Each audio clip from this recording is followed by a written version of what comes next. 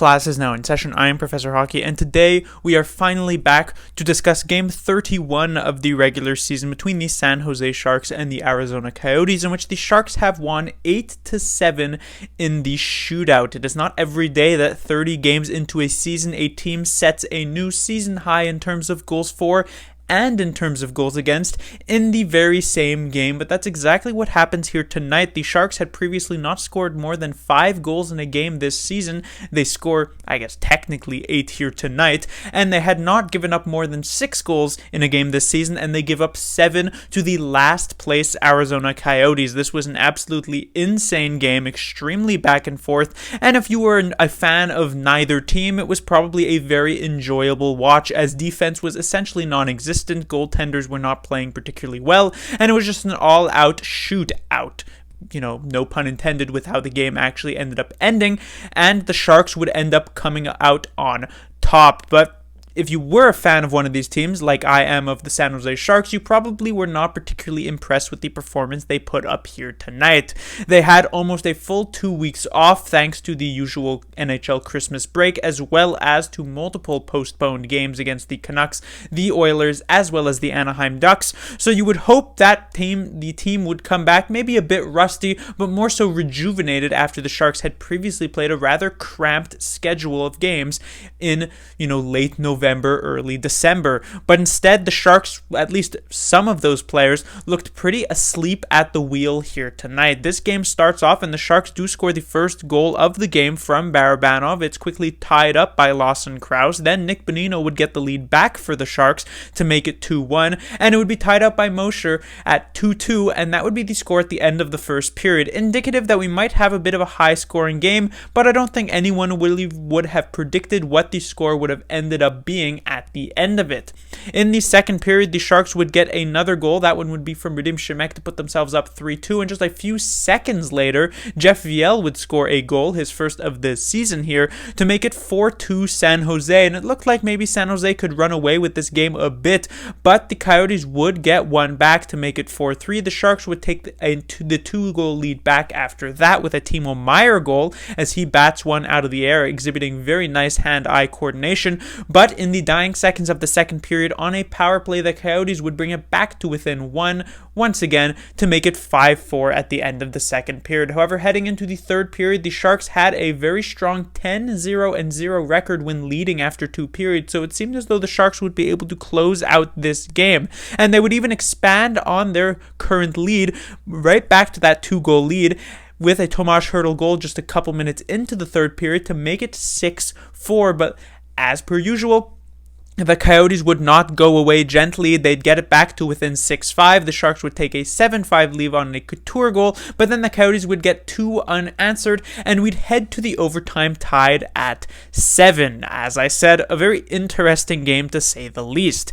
In the overtime, the Sharks would not be able to possess much of the puck for the first minute, but eventually it would end up with an opportunity for Brent Burns. He'd get hooked on a partial breakaway, which would allow the Sharks to get a 2-minute power play. However, on this power play, the Sharks basically got 0 chances. The best chance on the power play was actually from the Coyotes side, Lawson Krause getting a decent opportunity, and it was just an absolutely pitiful 2 minutes of power play time for the San Jose Sharks, and so we would end up going to the shootout, where things definitely improved from the Sharks' perspective. Both Logan Couture and Tomas Hertl, there are only 2 shooters for the shootout, scored past Scott Wedgwood, and the Coyotes ended up getting stopped by Reimer. Both Schmaltz and Keller went goalless there. So that's the story of the game, 8-7. So how did the players look? Like I said, many of them were asleep at the wheel here tonight, but not all of them. In particular, some of these forwards actually looked pretty solid here tonight. And let's take a look first at this first line. Jonathan Dahlen in the COVID protocol, and so joining Couture and Meier on the first line here tonight was actually Barabanov. And this was a bit of a surprise for myself, as with Dahlen out, I suspected that the first candidate for that particular role on that first line would have been Helbega Watts, actually, because of the very impressive performance he put up in his first career game in the previous one a couple of weeks ago, prior to the Christmas/COVID break that the Sharks ended up having. The second candidate that I thought might fill that spot would have been Noah Gregor, because previously he has played on that line with Couture and Meier back when Dahlen was injured a few weeks ago. But I definitely wasn't expecting Barabanov to fill in here, because Barabanov, when he's been healthy and when Hertl has been healthy, those two players have been kind of attached at the hip thus far this season. But finally, Bob Booner decides to separate the two, and it seemingly worked out extremely well, as Barabanov underwent an effect that I am scientifically dubbing the Meyer effect, where Barabanov looked 10 times better than he ever has thus far this season. It's not that Barabanov had looked particularly bad at points this year. He's been okay, but he looked like a completely changed player here tonight, just having or exhibiting amazing chemistry with both Logan Couture and Timo Meyer. This was the Sharks' best line of the night. I don't think it was particularly close. They generated many fantastic chances. They scored multiple goals here tonight. Barabanov looked amazing. Meyer obviously looked, as usual, very good. Certainly did not miss a beat from the 2 weeks off that the Sharks did have. And Logan Couture also looked very solid. So definitely nice to see that a player is filling in on this first line exceptionally well. We have seen players come in onto this first line with Couture and Meyer not do that great, like Noah Gregor, who didn't necessarily fit in super well, and of course the Nick Bonino experiment that we saw earlier on this season, the last time the Sharks were shredded by the COVID protocol. That was completely awful. But with Barabanov filling in on this first line spot, it worked very, very well. I suspect him to be able to keep this spot at the very least until Dahlin does return, at which point I think things will go back to normal, and hopefully Barabanov will take this confidence boost from this game and potentially future games, depending on how long Dahlin is out, when he does return to that second line with Hertl. Speaking of the second line here, I technically have Hertl, Gregor, and Helbega-Watts. However, this is not exactly how the second line started the game. For whatever reason, I can only hope that it was a clerical error. Hertl and Gregor started the game on a line with Matt Nieto, and Helbega-Watts was actually on the third line with Cogliano and Bonino, and unsurprisingly, that didn't work out particularly well, and it was pretty quickly changed to a second line of Helbega-Watts, Hertl, and Gregor, which actually looked pretty solid. Hertl continued to look like a much improved player, at the very least, since Helbega-Watts has started to join him on his line, which, to be fair, has only now been 2 games. Helbega-Watts continues to look very solid in his NHL stint here, his second career game, and he finally gets that first career point. I shouldn't really say finally, because it's only taken 2 games here, but he gets an assist, and it was a very nice assist on that Radim Shemek goal, as well as Noah Gregor was kind of the odd man out on this line. I don't think he played particularly bad. He had a couple of good chances, but he certainly wasn't the highlight of that second line, as opposed to Hertl and Helbega-Watts, which were both nice to see.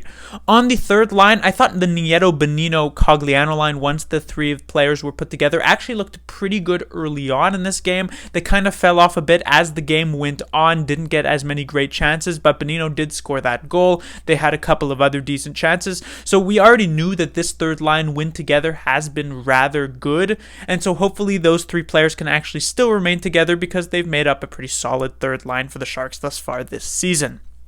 When it comes to the fourth line, we had a bit of a different look. Obviously, certain players in COVID protocol like Jasper Weatherby, and as such, we had Gadjevich, Peterson, and then Jeff Viel drawing into the lineup, and he actually managed to score a goal, a pretty lucky bounce though, but I guess you could say the fourth line does manage to contribute here for the San Jose Sharks. Besides that, they really didn't do much of anything, which has been on theme for the Sharks' fourth lines thus far this season. No matter the personnel that the Sharks seem to be putting on this fourth line, there just really hasn't been much of a change. Nobody's really been generating anything, so it's at this point kind of just expected.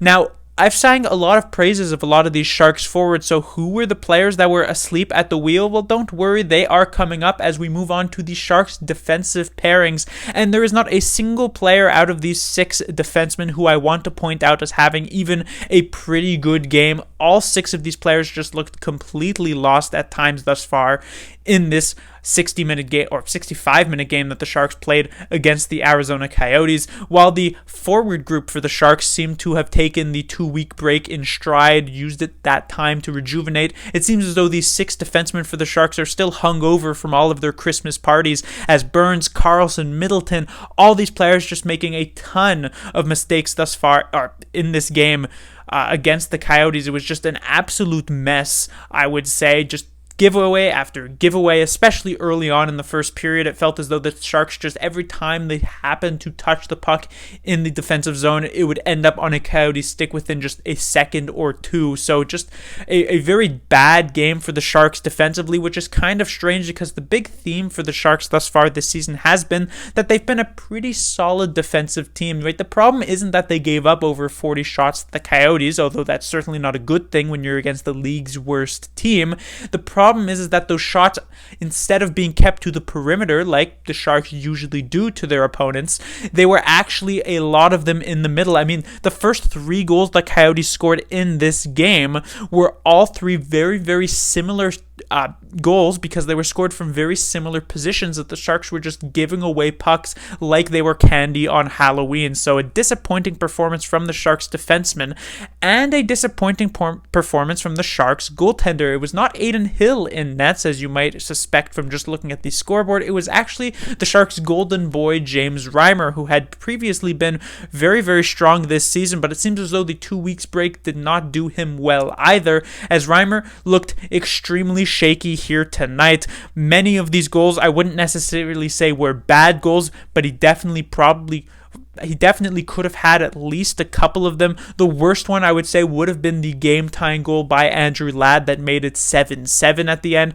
Reimer just giving up these rebounds, not being able to cover this puck, which allows Andrew Ladd to whack at it a couple of times. It bounces over him and into the net. One I would have definitely liked Reimer to save, especially at that point in the game. But you cannot let in 7 goals as a goaltender and say you even had an average game. So a rare off night for James Reimer. I believe Adin Hill is in COVID protocol, and as such, we should see Reimer play again in the Sharks' upcoming game, but definitely a rough go of it. But that will do it for this review. The Sharks will be back in action on Thursday, where they will take on the Philadelphia Flyers, a team that has been very inconsistent over the past few years. Many people predict them to be a good team sometimes, and then they underperform. Sometimes people predict them to be a bad team, and they overperform. Here this season, the Flyers have not had a lot of success, and it'll be interesting to see if the Sharks can actually have a bit of a reunion with former Sharks starting goaltender Martin Jones, who is currently the backup goaltender with the Flyers. Class dismissed.